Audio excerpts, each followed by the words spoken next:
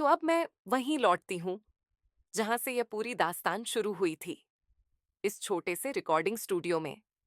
पुराने माइक के सामने बैठी हुई मैं, बाहर दो लड़के अपने फोन में व्यस्त, अंदर मैं, और मेरे हाथ में वो 3 लाइनें जिनमें लिखा है, मां की भूमिका के लिए राष्ट्रीय पुरस्कार प्राप्त अभिनेत्री आर्या मल्होत्रा का विशेष धन्यवाद।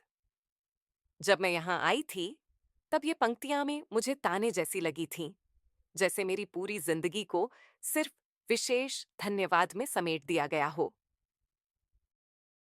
लेकिन अब सारी बातें तुम्हें सुनाने के बाद, देवगढ़ की गलियों से लेकर बड़े पुरस्कारों तक, फिर गिरावट, फिर खुद को ढूंढने की सारी यात्रा दोबारा जीने के बाद, इन 3 लाइनों का मतलब मुझे कुछ और ही लगता है। अब मुझे लगता है कि विशेष धन्यवाद होना भी कोई छोटी बात नहीं है। असली सवाल यह है कि क्या मैं खुद को धन्यवाद दे पा रही हूं या नहीं। मैंने अपने सामने रखे कांच में फिर से अपनी परछाई देखी। हाँ, आंखों के पास लकीरें हैं, गाल पहले जैसे नहीं रहे, मुस्कान में पहले वाली बेफिक्री नहीं है, लेकिन अब उस पर एक और चीज जुड़ गई है, सुकून। पहले मैं खुद को सिर्फ हीरोइन मानती थी, अब मैं खुद को एक पूरी औरत के रूप में देख पा रही हूं, जो हारी भी है, जीती भी है, टूटी भी है, पर खड़ी भी है। स्टूडियो के कांच के उस पार बैठे लड़के अब मेरे तरफ ज्यादा ध्यान से देख रहे हैं। शायद उन्हें समझ नहीं आ रहा कि मैं ये सब क्यों बोल रही हूं, जबकि उनसे तो बस 3 लाइनें रिकॉर्ड करवाने को कहा गया था।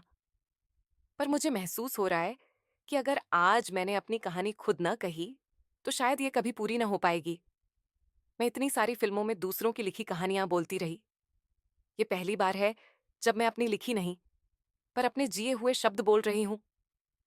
मैं सोचती हूँ कि अगर उस छोटी आर्या से, जो माया टॉकीज के बाहर पोस्टर देखकर सपने देखती थी, आज कोई पूछे, तू क्या बनी, तो मैं क्या जवाब दूंगी?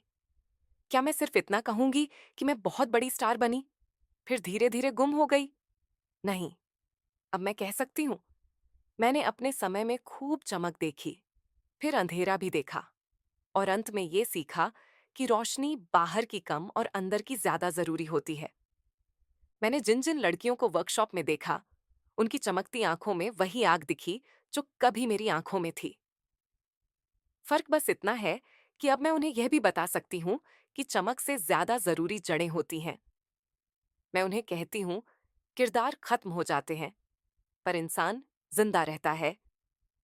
अपने अंदर इतना भर लो कि किसी दिन तालियां बंद भी हो जाए, तो भी तुम्हारी सांसें पूरी लगें।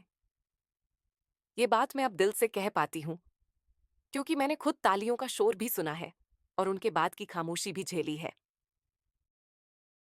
जिंदगी ने मुझे एक और तोहफा दिया, अपने माँ पापा के साथ फिर से समय बिताने का। पहले मैं काम की भागदौड़ में उनसे बातें अधूरी छोड़ देती थी, अब घंटों उनसे बैठकर बिना फोन देखे बातें कर सकती हूँ। मैं अब जब देवगढ़ जाती हूँ तो माया टॉकीज को दूर से देखती हूँ और मन ही मन उस छोटी लड़की से कहती हूँ, तूने जो सपना देखा था वो अधूरा नहीं था, बस तुम्हारे हिसाब से पूरा नहीं हुआ। असल में तो तेरे सपने ने हमें इतना घुमाकर वहां पहुंचा दिया जहां हमें होना चाहिए था, अपनी सच्चाई के साथ। शायद तुम्हें लगे ये सब सुनकर कि मैं अब फिल्मों में बिल्कुल नहीं हूं। ऐसा नहीं है। अभी भी कभी कभी कोई कहानी आती है, कोई छोटी फिल्म, कोई वेब सीरीज, जहां किसी मध्यम उम्र की औरत, किसी माँ, किसी टूटे फूटे किरदार को सच्चाई से दिखाने की जरूरत होती है। मैं चुनकर वही काम करती हूँ जो मुझे भीतर से हिला दे, जहां मुझे मेकअप से ज्यादा अपने अनुभव की जरूरत पड़े। पहले मैं रोल चुनती थी कि कौन सा मुझे और ऊंचा दिखाएगा, अब मैं ये देखती हूँ कि कौन सा मुझे और सच्चा बनाएगा। और हाँ, पैसों की बात भी साफ साफ कर दूं। पहले मैं सोचती थी कि बैंक बैलेंस ही भविष्य की सुरक्षा है। अब समझ में आया कि थोड़ी सी समझदारी, थोड़ा सा सादा जीवन और अपने लोगों का साथ मिल जाए तो कम पैसे में भी चैन मिल जाता है। मैंने अपनी जिंदगी की तेज रफ्तार थोड़ी धीमी की है, कुछ खर्चे कम किए, कुछ आदतें बदली, और पाया कि कम में भी बहुत कुछ हो सकता है। तो अब बचा क्या? नाम, शोहरत, पैसा, ये सब आया भी और गया भी। जो बचा वो है मेरी यादें, मेरा हुनर, मेरी गलतियां, मेरी सीख, और मैं खुद। यही वजह है कि जब आज इस स्टूडियो में प्रोड्यूसर ने कहा, मैडम, बस ये 3 लाइनें बोल दीजिए, विशेष धन्यवाद वाली, तो पहले तो मन में थोड़ी चुभन हुई। फिर मैंने सोचा, क्यों ना इन 3 लाइनों से पहले अपनी पूरी कहानी खुद अपने मुंह से कह दूं? कोई ना कोई तो सुनेगा। शायद वो लड़की जो अब भी ऑडिशन देने जा रही है। शायद वो औरत जो सोच रही है कि उसकी जिंदगी अब बस घर और रसोई तक सीमित हो गई है। शायद कोई लड़का जो समझ नहीं पा रहा कि उसके सपने और उसके डर एक साथ कैसे संभालें। मैंने कांच के पार बैठे इंजीनियर से कहा, अब असली काम शुरू करते हैं। वो 3 लाइनें भी बोल देती हूं। वो थोड़ा मुस्कुराया। शायद उसे अब समझ में आ गया था कि मैंने ये लंबी कहानी क्यों सुनाई। लाल बत्ती फिर से जली, रिकॉर्डिंग का संकेत मिला।